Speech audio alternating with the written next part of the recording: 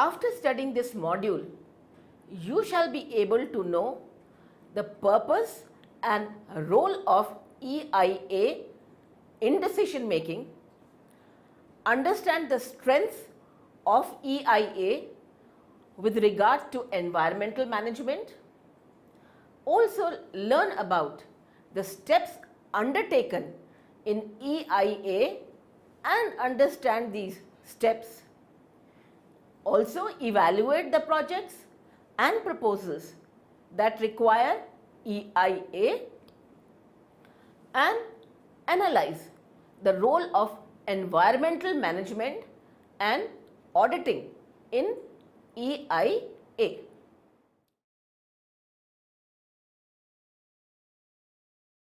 World over, a marked change has come about in the paradigm of economic development.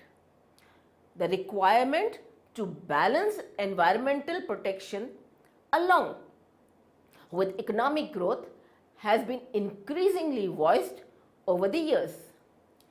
This is in sharp contrast to the unsustainable approach to development followed in the initial phases of development that purely focused on growth without regards to sustainability.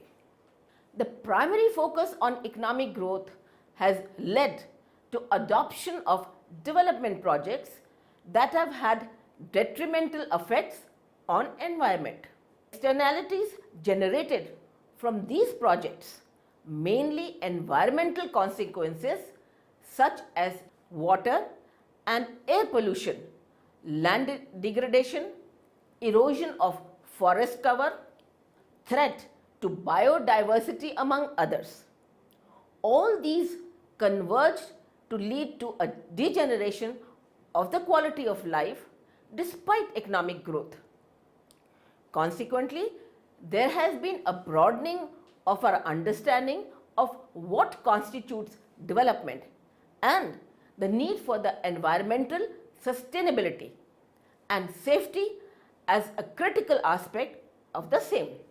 Environmental impact assessment, that is EIA, is a tool evolved to incorporate environmental concerns into the process of development. EIA was introduced in the USA in the early 1970s. It has spread all over the world since then, while the methodology has been developed and adapted to various decision making at different levels in different societies. EIA has been used not only in local projects and development, but also for regional and even global issues. The growing awareness of sustainable development since the 1990s has led to evolving of analytical tools to conduct EIA. The purpose of EIA is to evaluate the environmental impact, positive or adverse, long term or short term, large scale or small scale, of any proposed project. This helps to incorporate real costs and benefits of the project. EIA aids in ensuring that the project is environmentally sound. Thus, EIA includes an assessment of 1. Existing environmental status at the initiation of the project, which forms the baseline for impact analysis. 2. Various components of the ecosystem, that is air, water, land and biological factors. 3. Adverse environmental impacts of the proposed project to be started, impact on people in the neighborhood and the related externalities. Let's look at the objectives and significance. EIA is a process having the ultimate objective of providing decision makers with an indication of the likely consequences of their actions. Prior to 1970, project appraisals were based largely on cost-benefit analysis. Today, EIA is undertaken in more than 100 countries. During this period, not only the adoption of EIA, but it has also been adapted vigorously to meet requirement of specific countries and projects. Adaptations of EIA include a shift of the focus on biophysical aspects, inclusion of economic and social issues, the inclusion of environmental management plans, addressing sustainability issues like biodiversity loss and cumulative effects. The main objective of environmental impact assessment is to provide information to decision makers in relation to a new project, a program, plan, or policy. Environmental impact assessment studies the potential impacts on the environment that the project is likely to cause. The specific objectives of the environmental impact assessment system are: 1. To estimate significant environmental effects of proposed projects.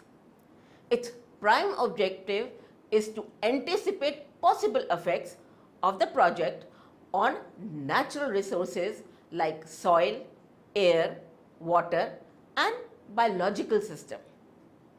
2. To identify ways to avoid or reduce environmental damage. 3.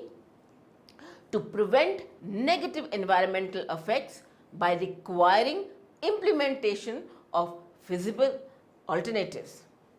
To disseminate information to public with respect to potential benefits and adverse effects. Now, what is the significance? The main aim of EIA is not to prevent actions with substantial environmental impacts being implemented. Rather, the aim is to provide detailed knowledge of project impacts. Many a times, various economic, social, or political factors outweigh environmental factors, and therefore mitigation takes a central role in EIA. Decisions on projects where the negative environmental effects have been reduced are much easier to make and justify. The significance of EIA is: 1. It contains information in greater detail than technical reports. It is undertaken as a means to protect and improve the environmental quality of life. EIA is a process that identifies and evaluates the effect of actions, mainly human, on social and natural environment. EIA uses a multiple evaluation techniques to estimate environmental impact. 2. Environmental impact assessment uses scientific tools in an integrated, interdisciplinary manner to evaluate various phenomena and relationships as they occur in real world. 3. EIA is an important part of project planning. The findings should be considered in policy and decision making and should be reflected in final choices. Thus, it should be part of the decision making process.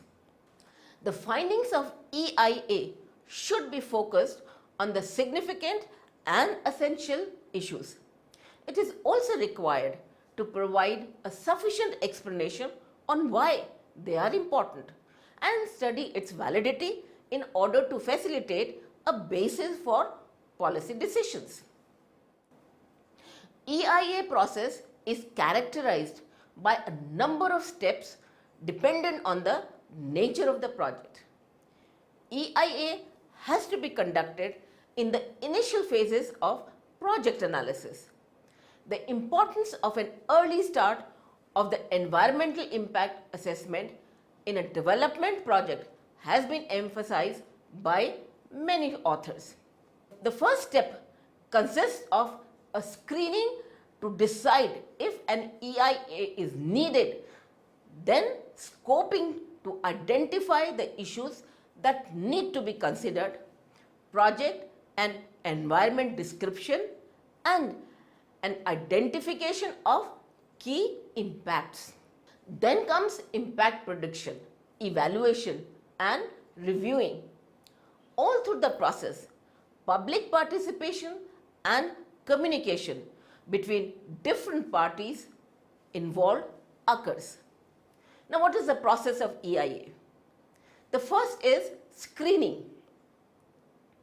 The decision to undertake EIA is based on several grounds dependent on the objective of the project.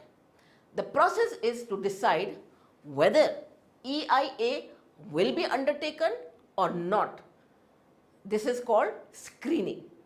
Screening is done to ensure that the projects with significant impact on environment should undergo environmental assessment.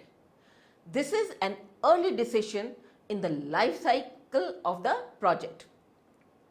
In many countries, screening is decided by national legislation.